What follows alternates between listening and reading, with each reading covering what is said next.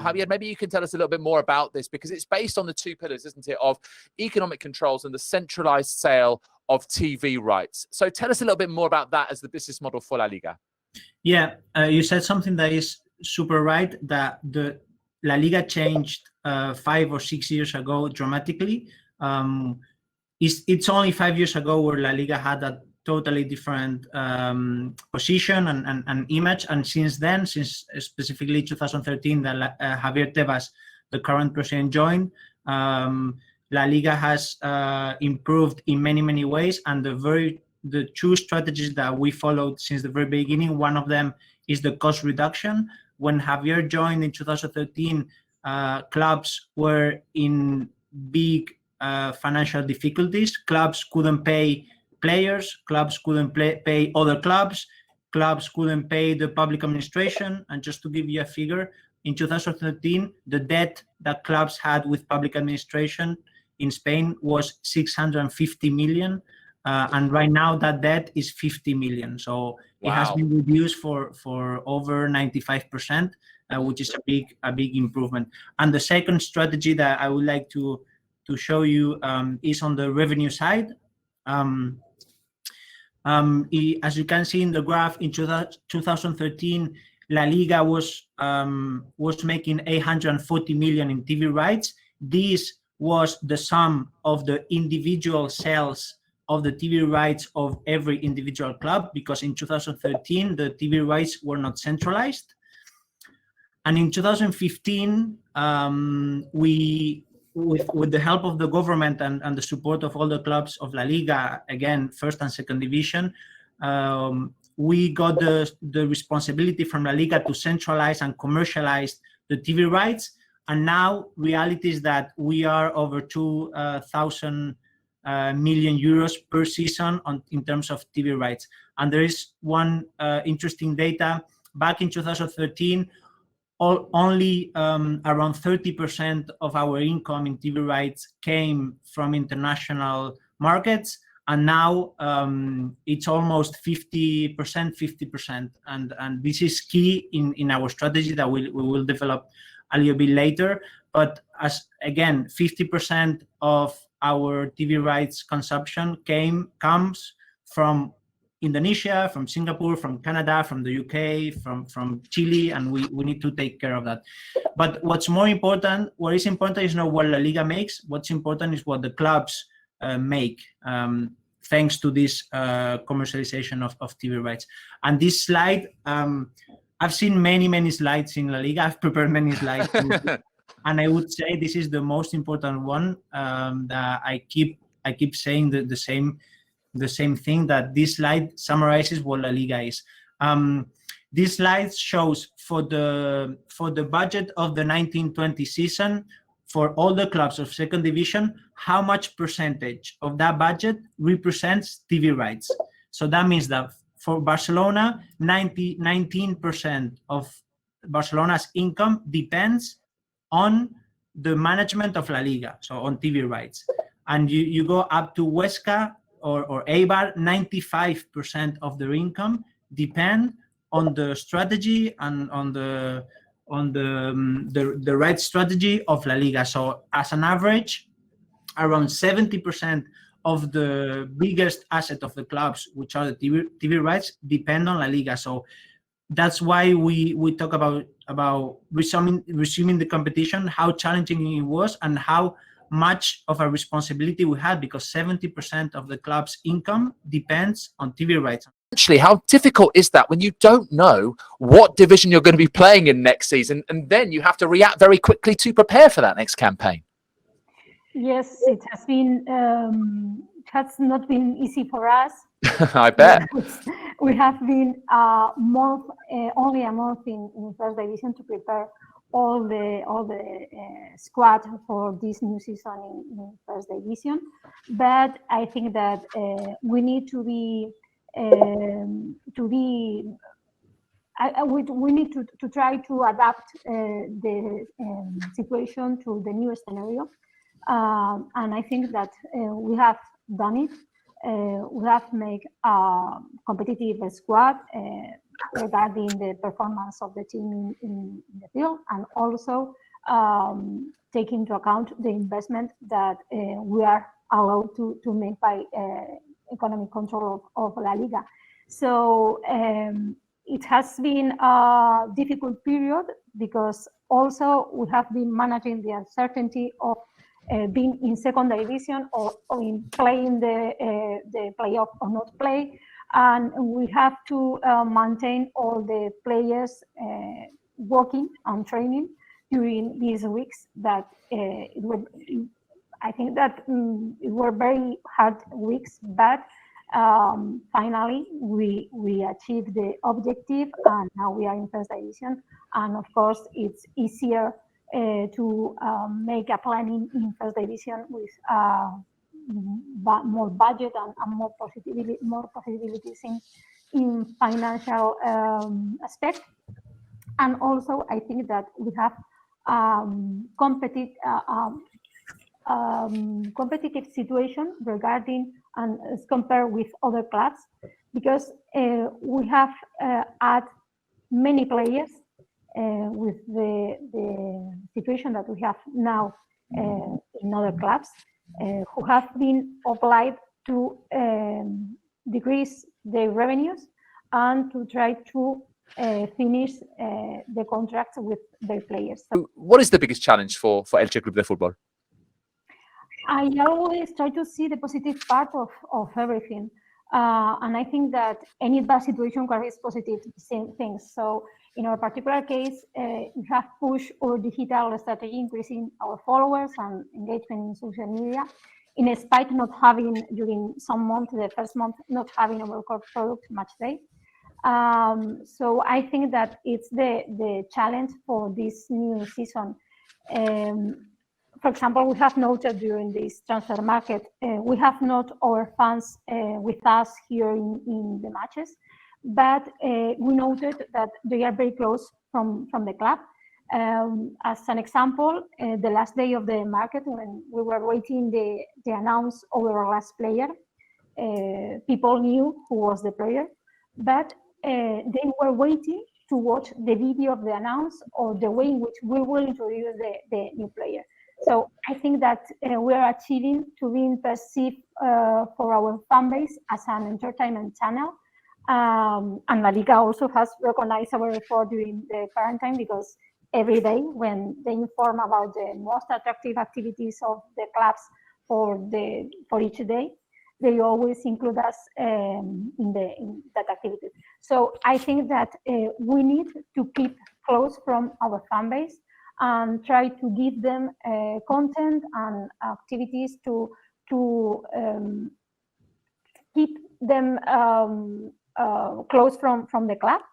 And when we can have them with us, try to be back in the stadiums without fear and supporting the team. What innovations did you develop and deliver, digital and technology-wise? And in terms of TV production, we did three very interesting new things that allowed us to engage more with the audience, because at the end of the day, fans are very important, but we need to find ways to keep the perception on TV good enough. TV perception is a concept that we use a lot in La Liga, and those three things are: first, the sound. As we didn't have fans and we don't have fans in the stadium, we had to simulate the sounds of fans, and for that we used a software of EA Sports under game FIFA. Those of you who have played FIFA and play FIFA, you know, there are sounds when there's a goal, or where there's almost a goal, or there's a free kick or whatever, and all those sounds are played in our TV screen now. And how it works is actually quite funny. There's a DJ in every single stadium in La Liga, and the DJ plays the sound that it's streamed on the TV, depending on the occasions or on what happens in the match. So that's the very first technology or digital improvement that we did. The second one is the virtual stands. I don't know if you call it this way, but we were the first league to have virtual stands in the matches, and we are the only league now to play all the matches. So 100% of our matches played with virtual stands. There's no another league that does this. That's another improvement.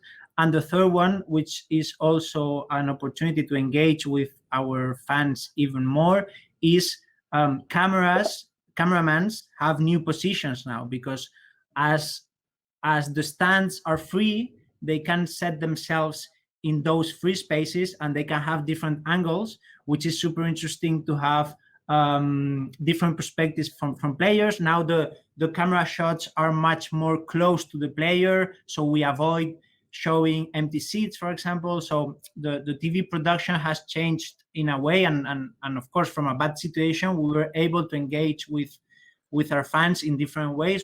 Now that they are, not just in the public eye, but as role models, to do with how they represent the fight against coronavirus and trying to get us all through this. Just tell us a little bit more about that. It's an app focused on players. So there are 1,000 players in La Liga, first and second division. And what we did is we have a program or a system called Media Coach that tracks all the sports performance of all the players and all the clubs during a match, and that's available to the clubs. But now through the app, it's available to the players. So we created a channel of communication between direct from La Liga to the player, and we are using that channel to send messages to the players regarding the awareness, regarding social distancing. We did a video, for example, a super emotional video of fans that actually passed the coronavirus, and they were addressing a message from the fans to the player. So it's kind of the other way around. The summary of the message was, take care because it can happen to you as well.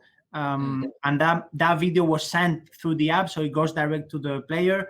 And so this new channel is super interesting to have the players more and more involved in and it doesn't go through general channels, it goes directly to them. And talking about the internationalization of La Liga. Since I arrived at the club, I have been preparing a strategic plan, which we are starting developing last season. And in that plan, internationalization is a key because I'm a strong supporter of internationalization of clubs. And I agree with the strategy of La Liga in this public and the project launched called La Liga Global Network. At this moment, we are focused on 4 countries: Argentina, Mexico, Japan, and Malaysia. Growing nationally is very difficult for La Liga. It's very difficult for us to have more people watching football. It's a market that it's optimized. Maybe we can increase a little bit, reducing the piracy we have and bring it that channel to the legal channel. But the room of improvement is limited in Spain nationally. Where the big room for improvement we have is internationally, and that's why we developed this project that started 3 years ago, and we have over 50 people deployed in 50 different countries, physically deployed in 50 different countries. We have people in Peru, in Canada, in China, in Singapore. I myself joined La Liga through this program. I was the delegate of La Liga in Cameroon. I spent 1 year in Cameroon before joining La Liga in Madrid. Now there's another colleague of mine over there.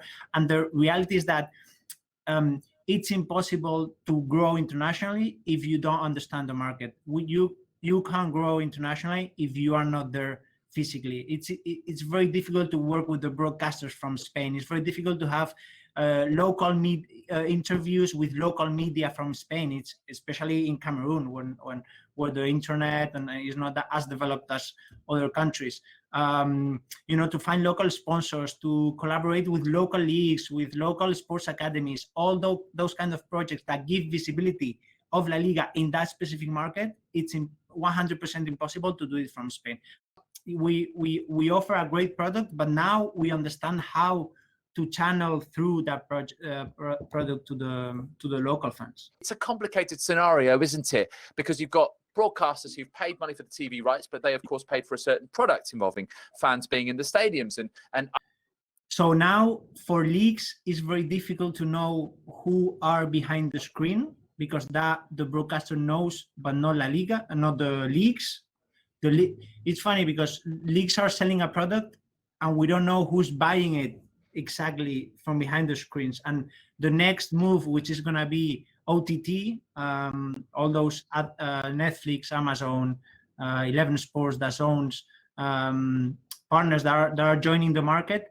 We, through an OTT that we are developing in La Liga we've been developing for the last 4 years, we will be able to know who the fan is behind the screen, and we will be able to have direct communication with them. We'll know if before watching a match he has watched a series, or after a match of football he watches basketball, and we will be able to have much more personalized content. So the problem that the question mentioned is super interesting, because it actually it's a difficulty when there's a change in the environment. You have to find ways to keep offering visibility to the broadcasters through different ways, and that's what we're trying to do. But again, the market is kind of shifting to the internet model, which is gonna be the next revolution in business.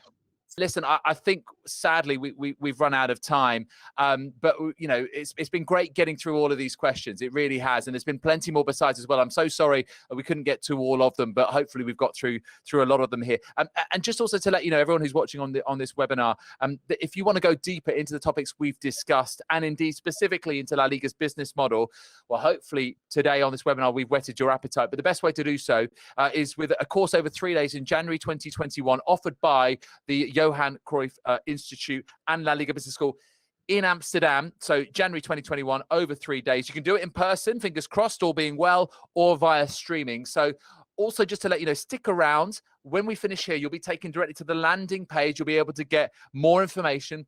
Alternatively, you can also email campus@CruyffInstitute.org for more information. And finally, listen, you know, I think we've had a really exciting and very, very elucidating discussion here. But if you missed any of it, or if you want to watch it back again, you can do so, and you will all be emailed a link to be able to watch this webinar again.